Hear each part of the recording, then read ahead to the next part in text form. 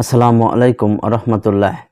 আলহামদুলিল্লাহ ওয়াহদাহ, আসসালাতু আসসালামু আলা নবিয়্যিন বা'দাহ, আউযু বিল্লাহি মিনাশ শাইতানির রাজিম, বিসমিল্লাহির রহমানির রহিম। আজকের আলোচনা বিষয় ঈদ মিলাদুন নবীর দ্বিতীয় পর্ব আলোচনা করব আপনাদের সামনে, যেখানে আলোচ্য সূচি হিসেবে থাকবে কারো জন্মদিন পালন করা ইসলামের শরিয়া বিধান কি, ঈদ মিলাদুন নবী উপলক্ষে মুসলিম সমাজে প্রচলিত কর্মকাণ্ড সমূহ কি কি, এ বিষয়ে তথ্যবহুল আলোচনা করার চেষ্টা করবো ইনশাআল্লাহ। প্রথম যে বিষয়টা আলোচনা করব, ঈদ মিলাদুন্নবী উপলক্ষে মুসলিম সমাজে প্রচলিত কর্মকাণ্ড সমূহ। আমরা যে কাজগুলো করে থাকি মুসলিম সমাজে মিলাদুন্নবী উপলক্ষে। নাম্বার 1, মিছিল ও শোভাযাত্রা বের করা। বর্তমানে এই ঈদ মিলাদুন্নবী উপলক্ষে দেখবেন বহু মুসলিম দেশে বড় বড় শোভাযাত্রা ও মিছিল বের করে। রাস্তা জুড়ে ব্যানার, ফেস্টুন, গাড়ি সাজানো, ইসলামী সঙ্গীত বাজানো, বড় বড় ব্যান্ড দলের মাধ্যমে এগুলো কাজ করে থাকে। সাধারণ মানুষেরা রাস্তায় চলাচল করতেও পারে না, রাস্তা বন্ধ হয়ে যায়। এসব অনুষ্ঠানে মহিলারাও অংশগ্রহণ করেন। এসব ভণ্ডামি ইসলামে কখনোই সমর্থন করে না, কিন্তু আমাদের সমাজে এটা চলে এসেছে। নাম্বার 2, ঈদ মিলাদুন্নবী উপলক্ষে মিলাদ মাহফিল ও কাসিদা পাঠ করা হয়। মিলাদ মাহফিল উপলক্ষে বিভিন্ন জায়গায় মানুষ নানা ধরনের পাপ কাজে লিপ্ত থাকে। যেমন নারী পুরুষের অবাধ মেলামেশা, গান বাজনা ও মাদকের ব্যবহারও হয়ে থাকে এইসব মিলাদ অনুষ্ঠানে। কখনো কখনো মিলাদ অনুষ্ঠানে দেখা যায় তারা শিরিক পর্যন্ত করে থাকে।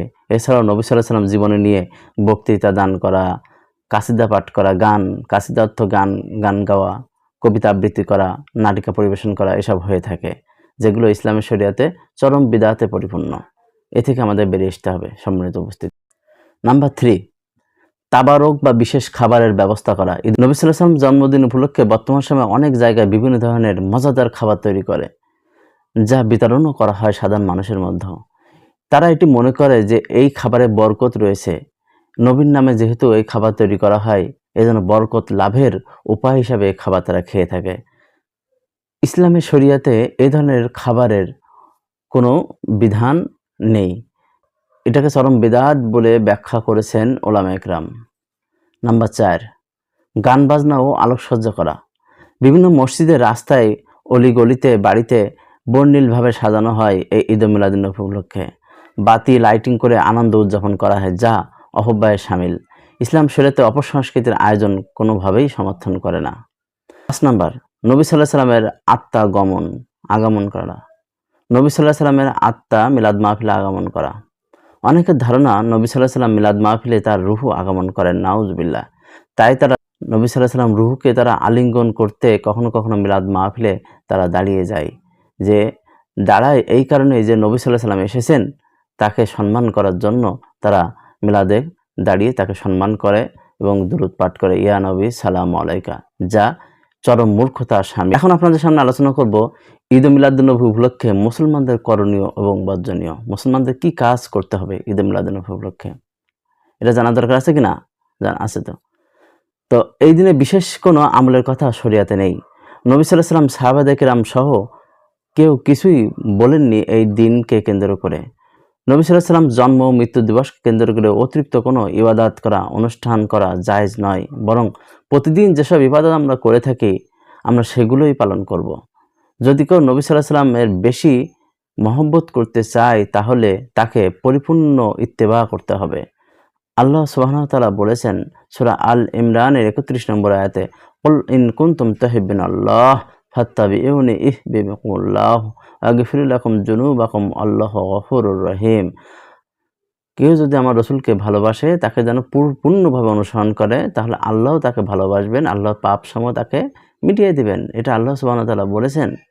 সুতরাং আমরা রাসূলকে যদি কেউ মহব্বত করতে চাই, রাসূলকে যদি কেউ ভালোবাসতে চাই, তাহলে আমরা পুরোপুরি রাসূলকে ইত্তেবা করতে হবে। রাসূল যেভাবে শুয়েছেন সেভাবে শুতে হবে, যে দুরূদ পড়েছেন সেই দুরূদ পড়তে হবে। রাসূল যেভাবে খাবার খেয়েছেন সেভাবে খাইতে হবে। রাসূল যেভাবে সমাজে জীবনযাপন করেছেন সেভাবে আমাদের জীবনযাপন করতে হবে। দ্যাট ইজ পূর্ণ ইত্তেবা।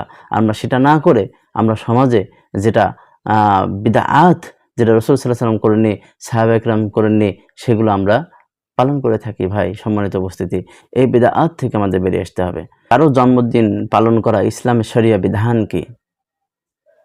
আসলে কি ইসলামে কোনো জন্মদিন পালন করার বিধান আছে কিনা, এটা জানার দরকার আছে আপনাদের সবাইকে। জানানো প্রয়োজন মনে করতেছি। কারণ আমরা অনেক সময় সমাজে জন্মদিন পালন করে থাকি, তাই না?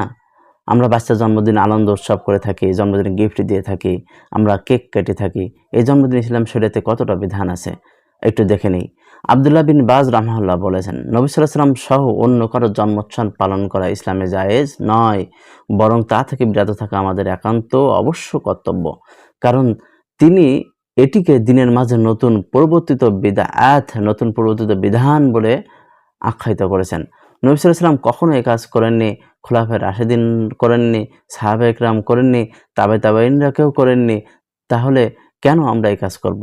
এমনকি পূর্ব যুগের কোনো আলেমও এই কাজ করেননি। তারা সুন্নাহ সম্পর্কে আমাদের চেয়ে অধিক জ্ঞানী ছিলেন। যদি সবই হতো, আমাদের আগে তারা এটি পালন করত।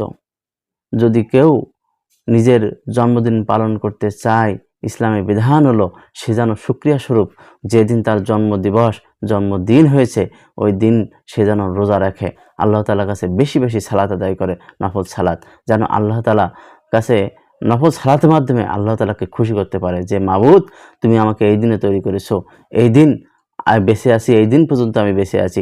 10 বছর, 20 বছর, 100 বছর, 5 বছর, যে কয় বছর একজন মানুষ বেঁচে থাকে, যেদিন তার জন্মদিন এই দিন সে বেশি বেশি রোজা রাখবে, এই দিন বেশি বেশি নফল সালাত আদায় করবে।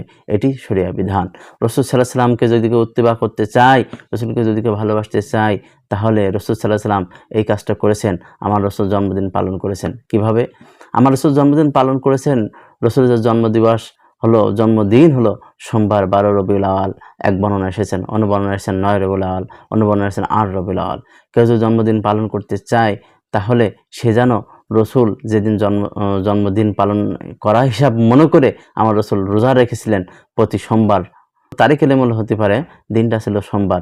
আমার রসুল প্রতি সোমবার তার জন্মদিন উপলক্ষে রোজা রাখতেন।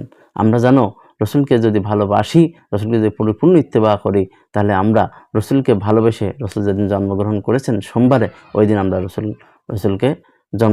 রসুলের জন্মদিন হিসাবে আমরা রোজা রাখবো। এবং ব্যক্তিগতভাবে কেউ যদি জন্মদিন পালন করতে চায়, তার যেদিন জন্ম ওই দিন যেন সে রোজা রাখে, তাহলে আল্লাহ সুবহানাহু ওয়া তাআলা আপনার খুশি হবেন এবং বেদাত থেকে আমরা আমরা নিচে বাসবো, আমরা সমাজকে বাঁচাবো। রাসূল সাল্লাল্লাহু আলাইহি ওয়াসাল্লাম বলেছেন, বাল্লিগু আন্নী ওয়ালাউ আয়া, তুমি একটা কথা জানা থাকলেও তুমি তোমার সমাজকে, তোমার দেশকে, তোমার পরিবারকে এটা জানিয়ে দাও। সম্মানিত উপস্থিতি, এই বলে আজকের ঈদ মিলাদুন নবী উপলক্ষে দ্বিতীয় পর্ব শেষ করলাম। আখির দাওয়ানা আনিল হামদুলিল্লাহি রাব্বিল আলামিন। আসসালামু আলাইকুম ওয়া রাহমাতুল্লাহ।